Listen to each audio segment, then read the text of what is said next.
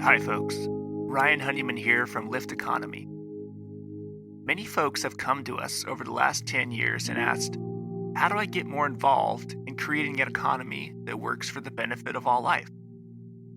They also ask, what skills and experiences do I need to help make this transition?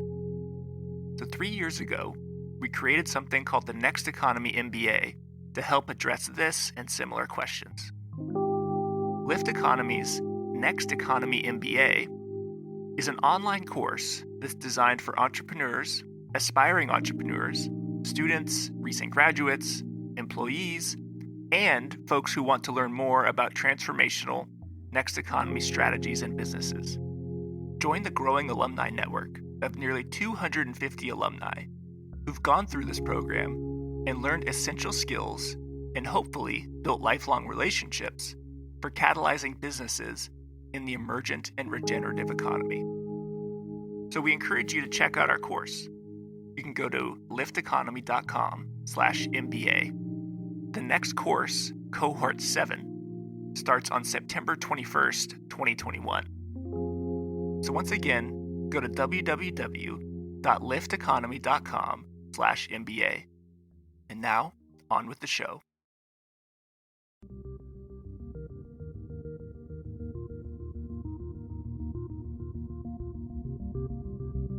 Welcome to Next Economy Now. The goal of this podcast series is to highlight the leaders who are taking a regenerative, bioregional, equitable, democratic, racially just, and whole systems approach to creating the new economy. I'm really curious about how you got into this. I think a lot of people in our community know about you from your association with helping get Seventh Generation started. But even on your website, in the bio about you, there's some information about a nonprofit you started around education and some of the inspiration around that. I'm wondering if you could kind of share how you or what occurred in your life that gave you some information that something else might be possible with the economy. Sure. There were 3 or 4 things that sort of launched my journey and interest in the economy. When I was 19, I read a book by an alternative education scholar called Ivan Illich, and Ivan Illich wrote about skills exchanges in his book Deschooling Society, and he had a sort of alternative vision for how people can access education, and that was to circumvent the use of colleges and universities and organize people who had knowledge and connect them with people who wanted to learn from them in their homes or offices or even in public places. And so back in 1986, I started something called the Skills Exchange of Toronto, and we ran thousands of classes and connected hundreds of thousands of people to a whole range of interesting teachers. A little bit later, I helped start the Community Capital Bank, which was one of the first sort of new economy banks. It was focused on lending pretty much exclusively to small businesses and low-income individuals. And I got interested in new economics, probably back in the early 80s by being involved with the Other Economic Summit, which goes back several decades.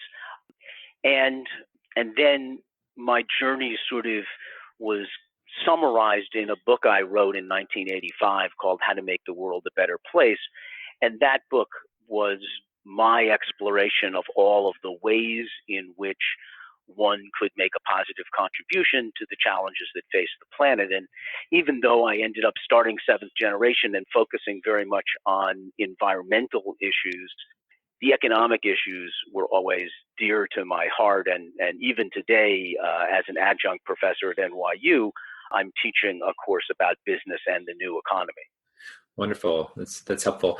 You mentioned the kind of the awareness of the challenges that face the world. And whereas I'm really curious about your take on our collective opportunities to address or even solve problems through economy or through other activities, including reforming education, which I'm really curious to hear more about. I'm curious if kind of get your take on what observations are important to you around the problems we're facing. Some of them might be self-evident, but I know there's always nuance in that. What grabs your attention? Yeah. What are the big problems of today? Well, I found economics as a wonderful framework to think about the systemic issues that we face. And when you look at the challenges we face from a sort of systematic perspective, a systems-based, holistic perspective, one of the things that you see is that we have designed a system to do pretty much what it's doing. Mm-hmm. So we have designed a system that is very effective at concentrating wealth into the hands of a small number of people. We've designed a system that encourages business to dump their negative externalities, whether they're air pollution or water pollution or CO2 emissions, out onto society. So from my perspective, one needs to really look at the system and see what it was designed to do. And then to make fundamental changes, we have to look at how we change the design of that system. So if we look at a challenge, which I'm very concerned about, which is the concentration of wealth, particularly in America, we have to look at things like how capital gains taxes are structured. We have to look at things like why do people get a deduction for a second home mortgage? If someone's wealthy enough to have two homes, why do they need a tax incentive to take out a second mortgage? So when you look at the structure of the system, you see that that system causes the very challenges that we're so concerned with. Other things that are top of mind for me, other than climate change and concentration of wealth, are the way in which we're destroying topsoil globally and how the destruction of that topsoil will, as forecasted in the UK, in a generation, almost wipe out the United Kingdom's ability to grow food to feed itself. Certainly, I'm very concerned about the Supreme Court ruling, Citizens United, and how that encourages more money to go into politics. I think that the amount of money and influence that money has in politics is close to destroying our democracy at this point. Wonderful. So with some of the looking at income inequity and concentration of wealth and seeing kind of the game rules and the design parameters of the systems that we have, looking at things like tax policy and other legislation as pathways to redesign or retrofit the design rules, which will create distinct outcomes for both society and the environment. Some people might think about that idea and posit just the problem you just mentioned, which is the prerequisite for changing those types of policies might be an effective governance system. And it seems like the governance system is challenged in terms of its efficacy by some other fundamental things like the Citizens United ruling. Do you see that, and what are the possible ways to get towards an effective dialogue and deliberation and decision-making or a governance system that actually works to then redesign those game rules of the economy? When we have the type of gridlock we have in Washington, one thing that's very clear is that we have to be more focused on making progress on a local level. So when you look at things like climate change, or you even look at cannabis laws, what you see is that there's progress that is being made at the state and local level, even if that progress has yet to translate itself into the national and federal level. I believe that if we get enough states to take action, it significantly increases the likelihood that there will be federal action, because business does not like to deal with laws that are unique to individual states because it's expensive for them to comply. I also helped start an organization called the American Sustainable Business Council, which is a counterpoint to the Chamber of Commerce and has organized over 200,000 small and medium-sized businesses to act at a local and federal level to change the playing field on which business is done, to advocate for a $15 an hour minimum wage, to argue for cap and trade or taxing carbon, to argue for removing the ability that companies now have to hide their profits in offshore banks and thus pay no taxes on the money that they have earned, putting a much greater financial burden on the lower and middle class to make up for the money that large companies aren't contributing to their taxes as they should be. Wonderful. So that makes me think about this kind of question of scale. And I don't see it necessarily as a or maybe it's a false dichotomy that I might paint in the question here, but how do you hold or reconcile kind of this question of what's the effective scale to operate at, especially we heard about governance, but like in the economy, take seventh generation as an example, recently acquired or an announced acquisition by Unilever. That's a particular type of scale, which has a particular type of outcome and impacts. And then there's the idea of 200,000 small kind of local level businesses that have the opportunity to redefine enterprise at a different type of scale, but in aggregate, they reach a scale. Just curious about your thoughts about those two different notions of scale, and are they complementary, compatible, or is there a particular strategy that you favor as a systems designer? Yeah, I'm in favor of a assortment of different tools to deal with the challenges we face. So when Seventh Generation was a small, independent, privately owned company, Seventh Generation had significant influence, not just over the education and awareness it built with its customers about the issues that we were dealing with, but we challenged larger companies and we said, hey, if we're willing to disclose our ingredients, why aren't you? Mm-hmm. And as a small company taking a leadership role and challenging large companies to follow us, we were very effective. Now, Seventh Generation, as part of Unilever, which is a gigantic $53 billion global company, what's exciting to me is that we have the opportunity to accelerate our impact at Seventh Generation on a global basis, mm-hmm. and take many of the things that we've been working on in the U.S. and introduce them, mm-hmm. to countries all around the world. So those are different strategies, but I think they're complementary. I think that small companies are terrific to create models and develop possibilities. I think large companies, if you think about companies like Unilever, or you think about retailers like Walmart or Target, in an environment where we have such a dysfunctional federal government, if Walmart decides to ban a certain chemical from all the products they sell, as they have done on occasion, not often enough, but they've done on occasion, that is the same as the EPA passing a law outlawing that chemical, because everybody, even if they don't do business with Walmart, most companies hope to do business with Walmart. And if Walmart says this chemical is not acceptable to us, it is effectively pushed out of commercial use. So I think I look at it with a little bit different frame, which is think about how, regardless of your scale and size, you can influence the system. Mm-hmm. And if you're small, there's things that you can do that are unique to your size. And if you're large, there are things that you can do that are unique to your size. But we need everybody to participate. We can't afford to have someone say, well, I'm too big to make those changes, mm-hmm. or I'm too small to make a difference.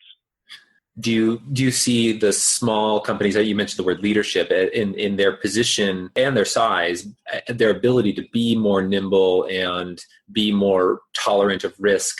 Is that one advantage that some of the smaller companies have, whereas the larger companies might be burdened with larger systems of governance and control that tend to keep the heuristics and norms, the inertia, if you will, of business as usual carrying forward? Do small businesses have some advantage to create these models, as you suggest? I think small businesses have a definite advantage in experimenting with creating unique models. And so one of the things that I have written about a lot, most recently in the Stanford Social Innovation Review, is about this idea of net positive, mm-hmm. and how too much of what we've been focused on is being less bad. And we don't really understand what it means to be good, what it means to be regenerative and restorative in our businesses and products. When we think about creating a business model that is net positive, that's probably going to happen at a very small company because it is too challenging to do on a very large scale. Yet at the same time, over the past 5 years, I have seen many large companies, Unilever included, Marks and Spencer, IKEA.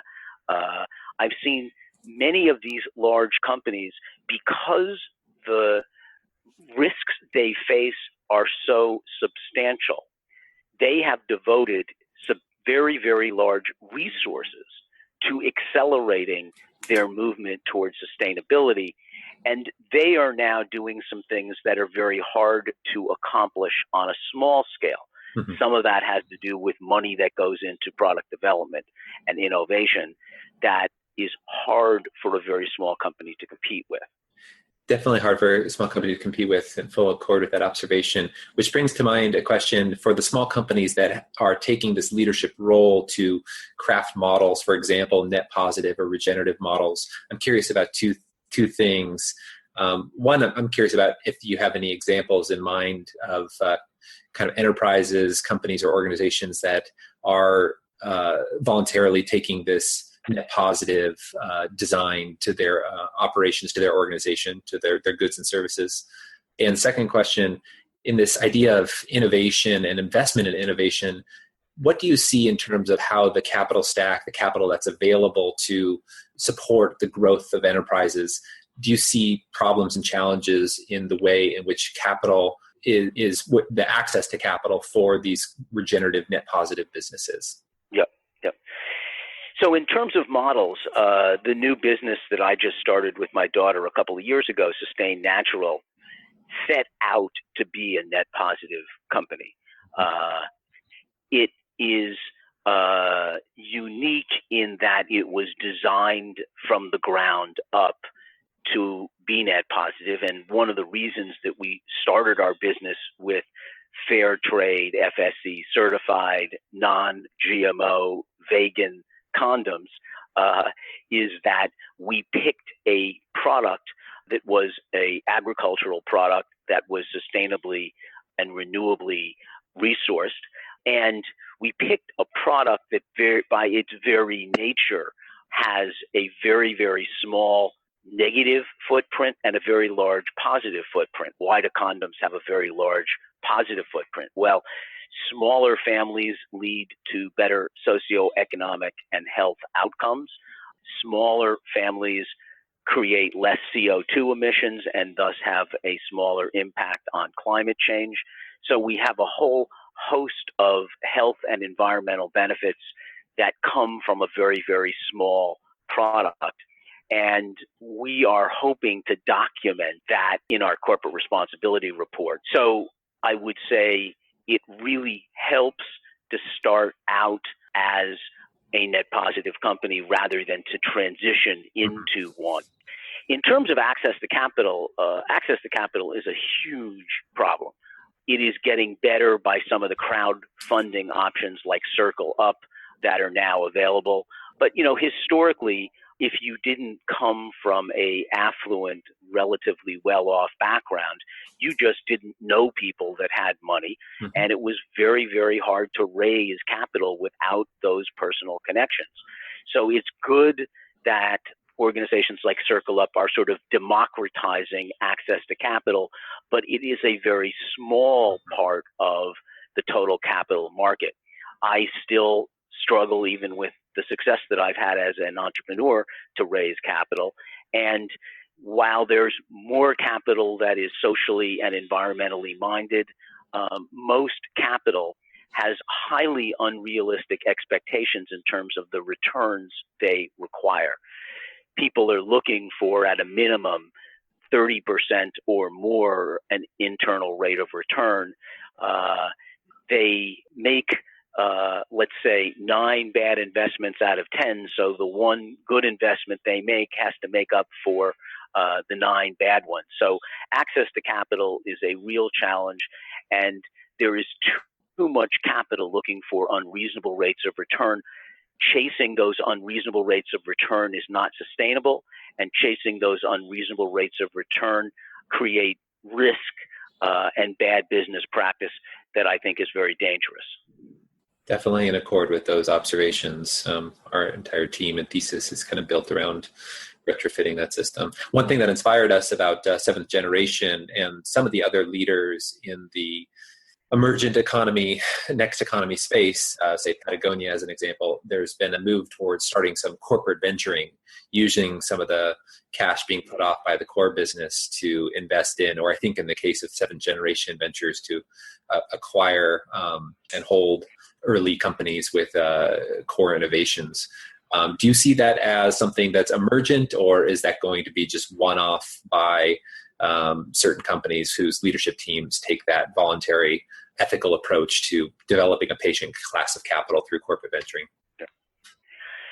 I think it's a terrific trend. It's still in its infancy. I think there is a recognition amongst people operating in socially sustainable business world that it's not enough to build your own company. You have to participate in sort of building the whole ecosystem. So I think it's a great trend. I think it's a trend that we can expect it to continue and to expand over time. But at the moment, the amount of capital that those two entities and others that I know are making available is still a very, very small amount. Mm-hmm. And what we have to do is we have to get pension funds Mm-hmm. who have trillions of dollars figuring out how they can support this type of economy. And we have to start changing the logic with which they think about their investments. I was talking to someone from CalPERS probably 15 years ago, and he was explaining the faulty logic with which many pension funds chase returns. And he Mm-hmm. said, give you one example.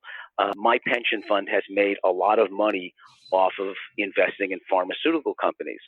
But when I did an analysis, what I realized was the profits and yield I got from investing in those pharmaceutical companies ended up having a very negative impact on the lives of the pensioners whose money I invest Mm-hmm. through higher healthcare costs. And so, yes, maybe I can get a 10% return from this pharmaceutical company, but that is a smaller benefit than the price that the pensioner pays in higher drug costs. Mm-hmm. Yeah, so and this is a mm-hmm. problem because we don't think systemically. So Right. we compartmentalize the return on the portfolio without looking at the system that we're investing in and the impact that system has on the people we're supposed to be investing for. And so taking a systems thinking approach is what unlocks the new possible pathways for strategies that can actually create the socially and environmentally beneficial outcomes that are possible.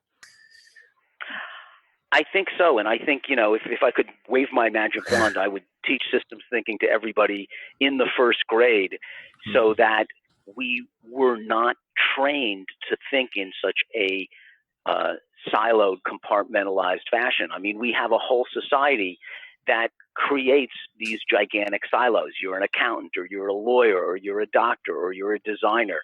And in order for the world to work successfully in a sustainable fashion, we have to understand how these disciplines are related to other disciplines. Otherwise, we suffer the unintended consequence of not being able to anticipate the harm that we will do even when we're trying to do good.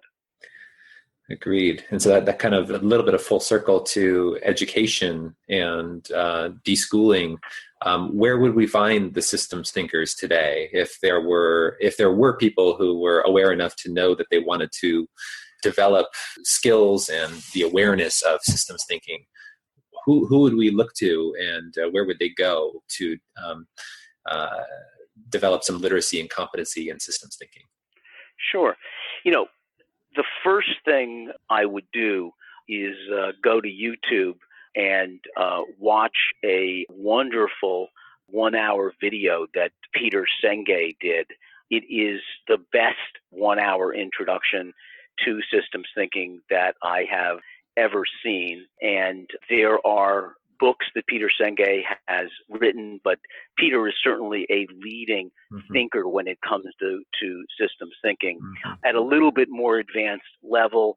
But nevertheless, I would highly recommend that people check out that lecture that he did. Wonderful. That's a great resource. And I'll link it to the podcast here. I'm curious about what this is. There's obviously Sustain is one of the projects, but maybe you could share with the listeners to this podcast, what are some of the other projects that are grabbing your attention right now or that you're excited about for yourself or projects that you're supporting or that you admire? Well, of course, I mentioned the American Sustainable Business Council, which I'm very involved with, and that I would encourage anyone who has a business and is listening to check out just by Googling American Sustainable Business Council. I put a lot of time into my teaching. I find that the process of figuring out how to teach others is wonderful in terms of clarifying and crystallizing my own thinking. I am a big supporter and have been a long-time board member of Greenpeace. I think that Greenpeace plays a very important and unique role in our society in terms of being willing to stand up for people that no one else stands up for, being willing to take risks and chances that other people aren't willing to take. So I'm very, very passionate about that. All of the businesses that I've started in the last 15, 20 years have been certified B corporations. I think that B corporations are a very, very important way to ensure that companies that call themselves responsible are in fact behaving in a responsible fashion. So those are some of the things that I'm most passionate about. I would say lastly, I am deeply, deeply concerned about the inequality that is growing in the United States over the last 30 to 40 years. And I think that if we don't quickly begin to slow that down and turn it around, we place the social fabric that holds things together in this country at great risk. Definitely in accord with those observations and appreciate the resources about what is inspiring you and that you see as doing good work at this time. I'm curious about this opportunity that we have to create or retrofit the economy to be more inclusive and diverse. Are you familiar with any strategies or projects that inspire you that are creating more opportunity for populations that have been historically marginalized socially and economically? Well, I think there's again, like most things, you need a range of strategies because each strategy touches a different part of the system. So, in Europe, Northern Europe, many countries have adopted rules that insist on boards of directors that are comprised of at least 40% women. That has a very positive impact on those companies' financial results. But I think that in many cases we need laws of that sort because telling companies to do it isn't working. I think that worker ownership is also critical. I don't think that we will combat the concentration of wealth in America without creating a country where worker ownership is the norm. Unfortunately, today, business acts as a vehicle to concentrate wealth because the ownership of the company is concentrated in such a small number of hands that the value that workers create, they're not able to capture for themselves. So to my mind, we need to support cooperatives. We need to support ESOPs, employee-owned ESOP companies. And we as consumers need to think not just about is it made locally, is it made organically, but we need to think about who owns the company we're supporting. Is the money we're spending on the products we buy going to concentrate wealth, or is it going to a co-op or an ESOP where the money we spend on the products we buy is distributed more widely across the economy?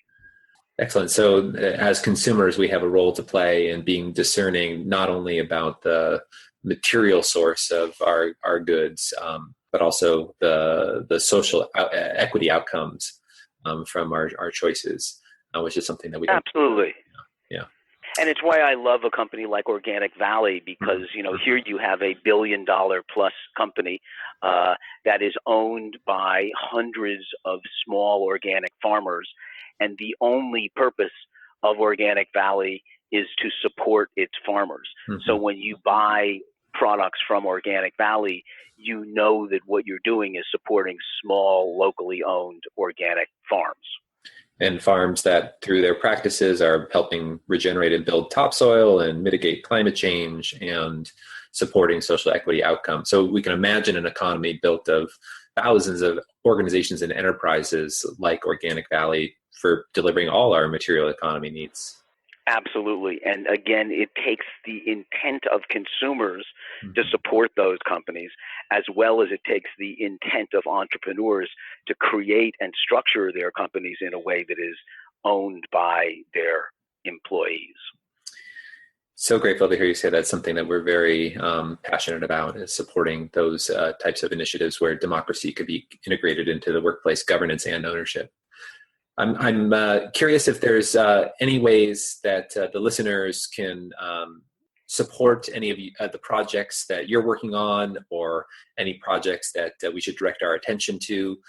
As a thought leader, you have your finger on the pulse and have observational access to things that are happening that we might not yet. So if there's anything that we can do to help anybody listening to the Next Economy Now podcast, curious for your thoughts about that. Well, I think, probably the most significant things we can do as individuals is think about the value we're supporting whenever we spend or invest money. There are locally owned, community owned banks and credit unions to put your money in. There are cooperative food stores to buy your food from. The cooperative ESOP economy can almost support most of your needs as an individual. And over our lifetime, we spend more money than we would think, even if we're only making $20,000, $30,000, $40,000 a year. When you add that up over 30, 40, 50 years, it's a pretty significant amount of money. And we need to be very, very mindful of where that money goes. Otherwise, we may make a great donation to Greenpeace, but we buy products or invest our money or deposit our money in an economy that is creating the very problems that Greenpeace is trying to combat. Really appreciate that observation and sentiment, and definitely a powerful force, the consumptive capacity of humanity. And if it's thoughtfully directed, I think there's opportunity for wonderful outcomes for all life. For the purposes of this interview, just to honor your time, I'm wondering if there's any last thoughts you have for our listenership. And again, our listenership is inspired by a vision for an economy that works for the benefit of all life. Is there any parting ideas or thoughts that you'd like to leave us with? Yeah, I think, what's so important is we live in challenging times, and we live in times where we're surrounded by bad news. And the worst thing that can happen to us is that we become cynical and don't think we can make a difference. And we have to understand that through our behavior, through our actions, we do hold tremendous power and we can make a difference. And if everybody who saw what we see translated that vision into action, the world would not have the troubles that it has. It would be a much better place. So don't be cynical, don't be sad, don't focus on what's wrong, focus on what you can do to make the world a better place. Next Economy Now is a production of Lift Economy. To listen to all of our episodes, go to lifteconomy.com/podcast. That's LIFT economy.com/podcast. You can also sign up for our monthly newsletter at lifteconomy.com/newsletter. Please also rate and review our podcast on iTunes, Spotify, Stitcher, or wherever you get your podcasts. Thanks for listening.